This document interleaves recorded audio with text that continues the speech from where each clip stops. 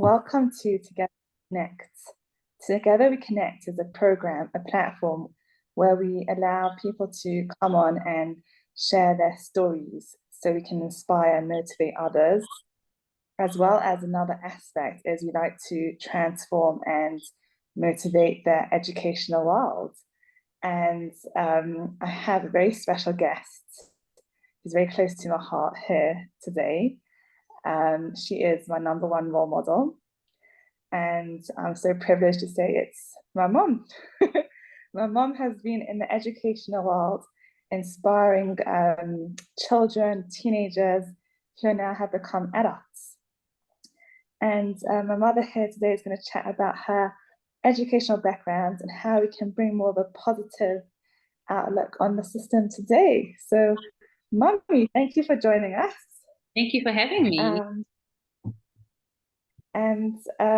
We'll start off by tell us a bit about your background and why you're so passionate about teaching and especially dyslexic teaching.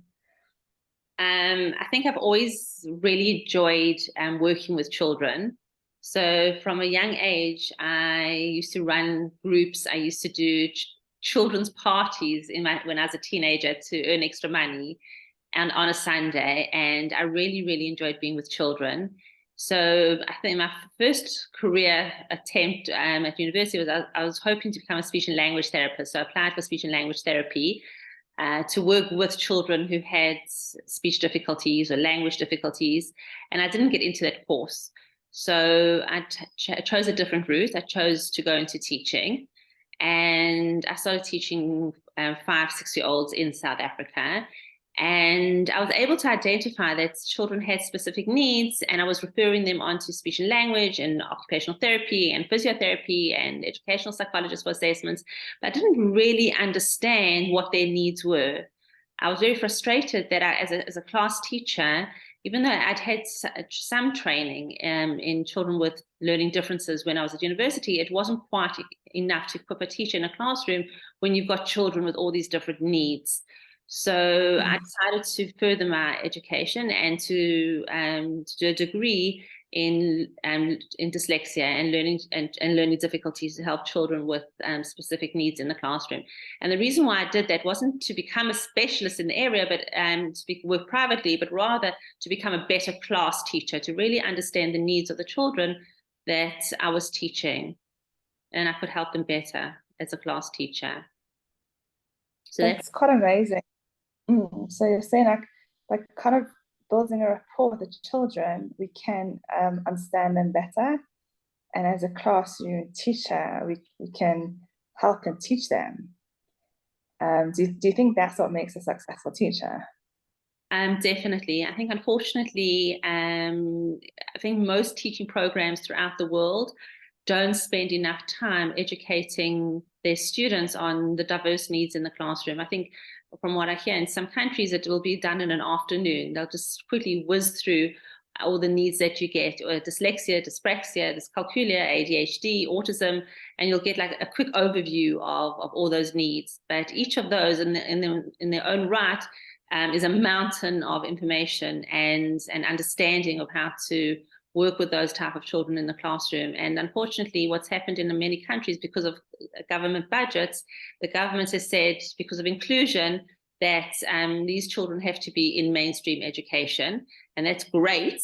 However, the teachers haven't been trained enough to work with these children. So often these children are very much pushed to the side, and a lot of them, if they're bright, even though they've got needs, they fall through the nets. Seems like a very tough system, and it's very sad to hear that children get left behind. And I know over the years you've taught one-to-one with children. Can you share with us any like amazing or inspirational stories that can maybe like help us find more of a positive aspect towards teaching? Like, have any other children like really like blossomed within your care? So when children originally come to me, a lot of the children have got their self-esteem has been completely crushed. You know, I have children coming and sitting in my room telling me I'm useless, I'm rubbish, everybody's better than me. I can't do this. And they feel like absolute failures. And unfortunately, that's what the education system is producing. A lot of children who are very capable and who are very able, but their needs aren't being met in the classroom. So and again, because teachers lack the understanding, many teachers do lack the understanding because they haven't had the training. My first child that I ever had on a one-to-one as a specialist teacher was in the UK, and a child who was severely, severely dyslexic, but he had an IQ of 127. So he was super, super bright, and he was very frustrated in the classroom because he just couldn't follow. So he became very clever because he thought the best way out of this was to become the class clown. So he really disrupted the class, and he would be chucked out all the time. And so I started teaching him on a one-to-one, and he used to get vocabulary tests. This was in his Jewish studies lessons. He used to get vocabulary tests, and he was getting 0 out of 10 for those vocabulary tests. And I sat him down one day and I said, you know what, I think you're a very bright boy, and I think you're capable of getting 10 out of 10. And he, brought on this whole bravado. I don't want to get 10 out of 10. I'm happy with getting 0 out of 10. And I said to him, don't tell me that. He was a 10-year-old boy. And I said to him, I don't believe that. I believe every person wants to see their 10 out of 10 on their paper. But I really do believe that you're capable of that. And he argued with me. He really wasn't interested. And when I started coming into the sessions on a one-to-one, he used to turn his back on me. So I thought to myself, I don't even have a rapport with this boy to be able to even start teaching him. So I said to him, so what games do you like to play? And he thought I was crazy. So he told me, he listed a few names, and I brought those board games into our sessions. And I said, forget about the learning. We're just going to play. And I got to know him as a person and what his strengths were in terms of his personality. And then after a few weeks of just playing games with him, and getting to know him, then I started with the teaching. And slowly, we built up from getting 0 out of 10. He got 2 out of 10, and then 4 out of 10. And when he got 4 out of 10, I said, look, you started off at 0, you've got 4. I think we can even get to like 7 or 8 out of 10 and possibly 10 out of 10. And then he started all his stuff again. I don't want to get 10 out of 10. I'm happy with 4 out of 10. So I said to him, if you get 10 out of 10, and we'll go for donuts during our break time. How about that? So he started working. He got 8 out of 10, and he was because of his difficulties in the classroom and becoming the class clown. He in terms of emotionally, had switched himself off to be able to cope with what was going on. He became very unemotional. But so one day I had a knock at my door. I was working with another child on a one-to-one, and he said to me, can he just come in? He wants to show me something. And he came in, and he got actually 9.5 out of 10. And why did he get 9.5 out of 10? Was he had reversed one of the letter spellings in, this was a vocabulary test. It wasn't a spelling test, it was vocabulary. And I just kind of felt the teacher lacked that understanding of being able to say, well, you know what, this child's dyslexic, and so therefore I'm going to give him 10 out of 10, because it wasn't a spelling test, it was a vocabulary test, but the teacher obviously lacked the understanding and the needs of this child. So he got 9.5 out of 10, and he came to show me, and I got very emotional, and I could just see, or he also started welling up, and as soon as he saw that I saw, he ran out the room. And during break time, I took him to get his donuts. And Wow. an amazing story was that this happened 20 years ago. And then he immigrated to America, and I had no contact with him at all. And he happened to be somewhere in the UK visiting somebody. And she said, oh, my nephew who you taught 20 years ago is here. Would you like to meet him? So I haven't seen him since he was 10 years old, and he's a 30-year-old man now. And he walked into the room, and I was, oh my gosh, once upon a time he was smaller than me, and now he's taller than me. And it was unbelievable to see him. And I said to him, like, what are you doing now? So he's become an accountant, very, very, successful accountant. And he said to me, what I felt really, really sad was we started speaking about, his childhood. And I said, you were very, very misunderstood. You were in an environment that really didn't understand your needs. He says, no, I was a naughty boy. I said, no, you were not a naughty boy. You were just very frustrated. And still today, he believes that he deserved to be, thrown out of that classroom. He doesn't recognize that actually my dyslexia was misunderstood by the teachers and created all, the emotional difficulties that he had. And sometimes he said so bad that he actually misbehaved to be taken to the head teacher's office so he could go home. That's true. It's so sad, to hear that after 20 years, because let's go back, rewind. That it's just incredible how it just shows when a teacher believes in a student, how you manage to get him from 0 to 9.5. I think that's incredible for any teacher to see, and it's so nice to see our hard work being paid off, especially with these children.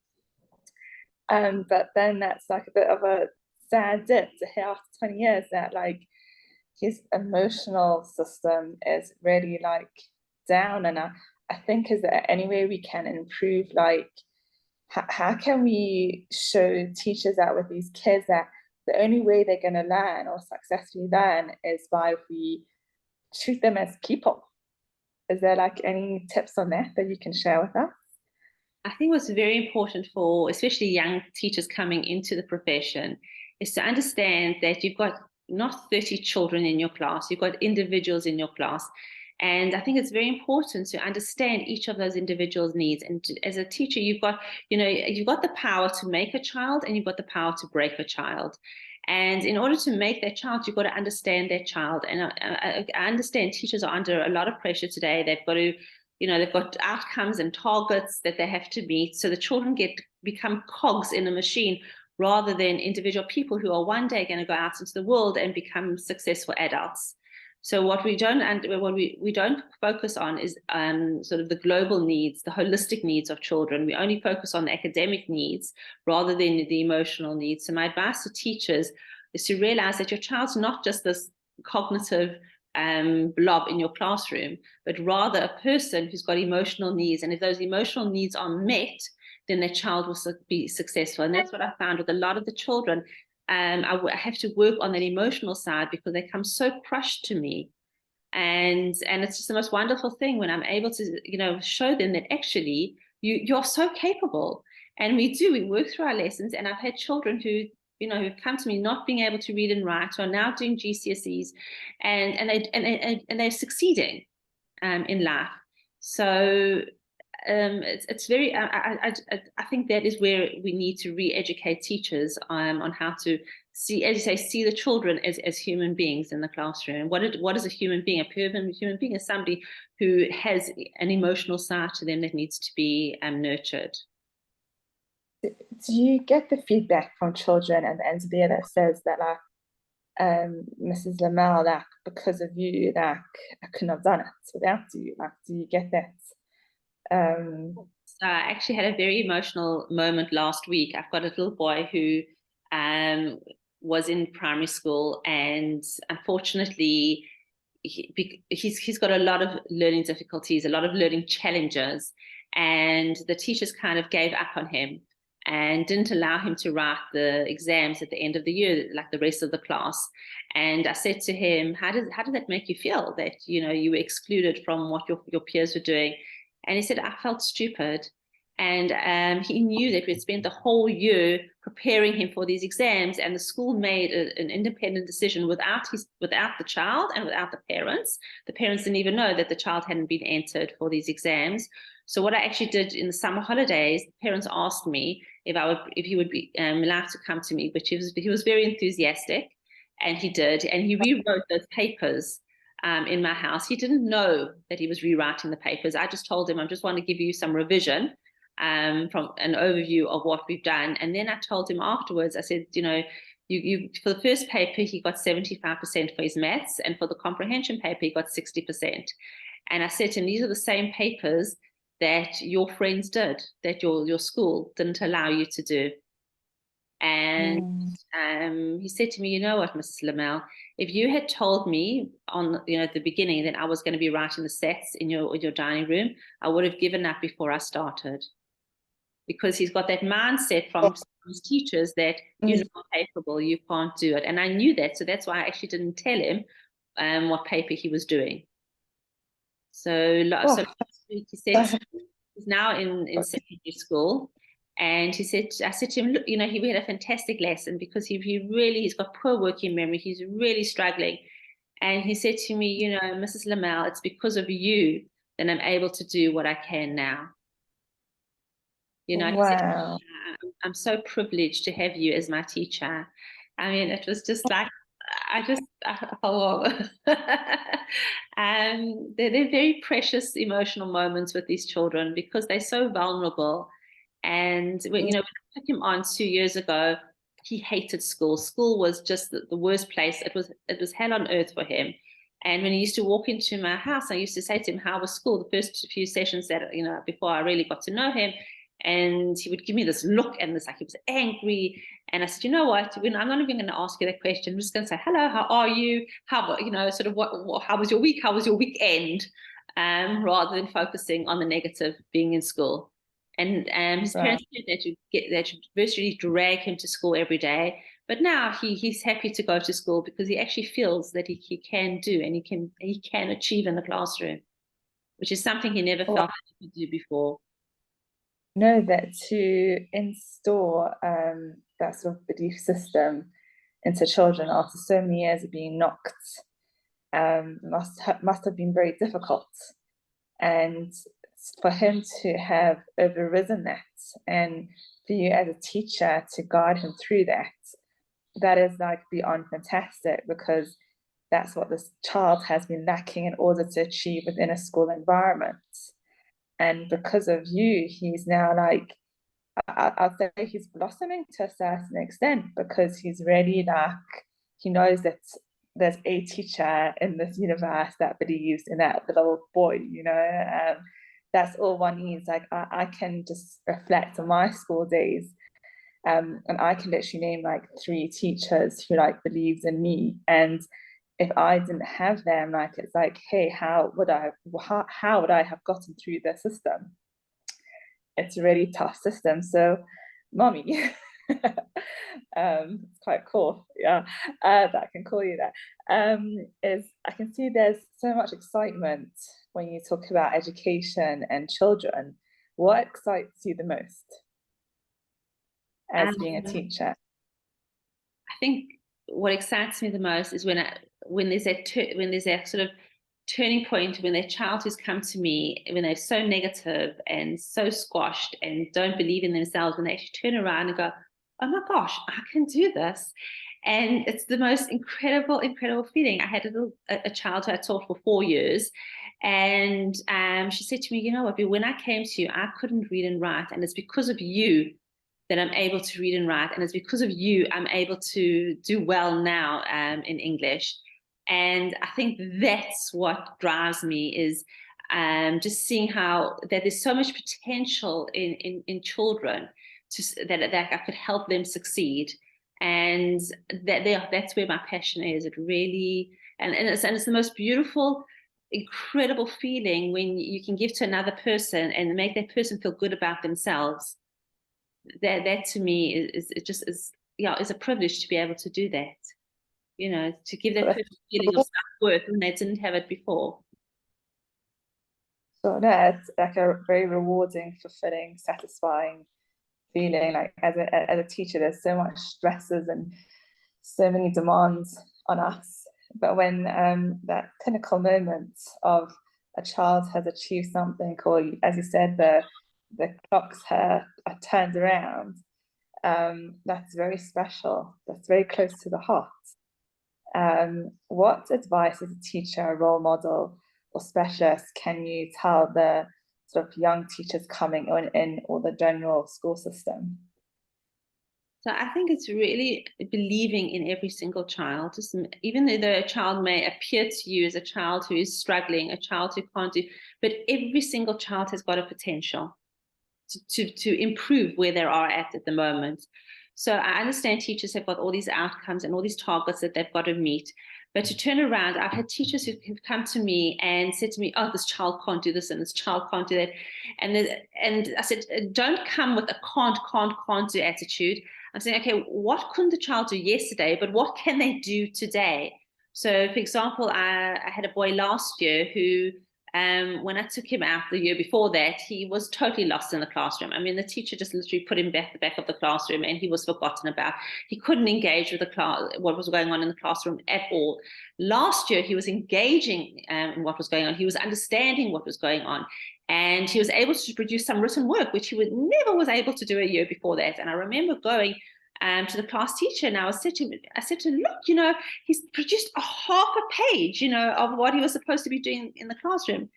And the teacher turned around and said to me, yeah, but he's supposed to produce a whole page. And I'm like, oh my gosh, there's the crush.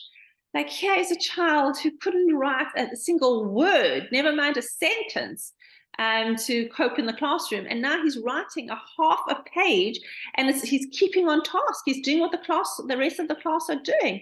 And it's just for teachers to recognize, not looking at what the child can't do. And I've been in so many meetings where the teachers have the expectations of what the year group are supposed to be doing, and that's what they're looking at, and they're not looking at that child and where the child came in and not being able to do, I don't know, write a sentence, and the child can write now 5 sentences, and they're supposed to be writing 15 sentences, but not focusing on the fact that they're supposed to be writing 15. Focus on the fact that now they can do 5, whereas last week or the week before they could only do 1. It's that positivity that needs to be in the classroom. And I understand, again, I keep on really saying about the targets, but we've got to realize that children have got that emotional side of them, and the children know when teachers don't have high expectations of those children. Let them have high expectations of the children that you teach. Tell them that you really believe in them, but you've got to believe that yourself, that you believe in them. When a child comes to me, I really, really believe that that child has got potential and can do better than they are doing right now. Because unfortunately, I think in the system, these children get labeled and then they get pulled to the side, and very low expectations are set of them. And I think that crushes a child. And I think that's what teachers have got to do to learn today, is really to understand the child and look for the child's potential. Wow, yeah. Because I mean, we all got to focus on positive and what people can do, not what they can't do. I think we've only got like minutes left. And it just reminds me of that quote or that saying that like you can't judge a fish on how to climb a tree because he can never do that. And we've got to realize that in our classroom we have all sorts of talents and abilities, and we've got to focus on what our child can do, not what. I don't know how we've created a system that we compare everyone else to, and like everyone's got to be on the same level. It's like we've all got our strength. It really baffles me that. But you have been in industry for many years, and what have you gained and liked the most? I think it's the ability to improve other people's lives. Wow.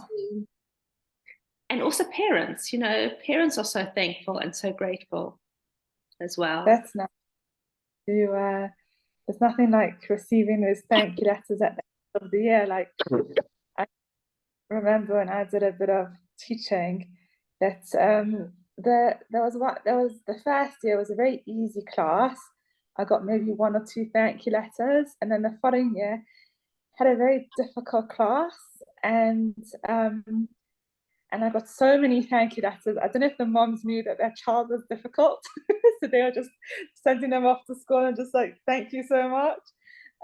But those thank you letters, and I still have kept some of them, mean a lot. So I just want to say thank you, and we're so grateful for you coming on Together We Connect. Thank you so much for inviting me and allowing me to session. Of course, it's just so nice that we can hear inspirational stories and bring more positivity to the classroom. And then hopefully more and more children will be thriving in our classrooms. Please God, that's the aim. Yeah, thank you so much Thanks for having me.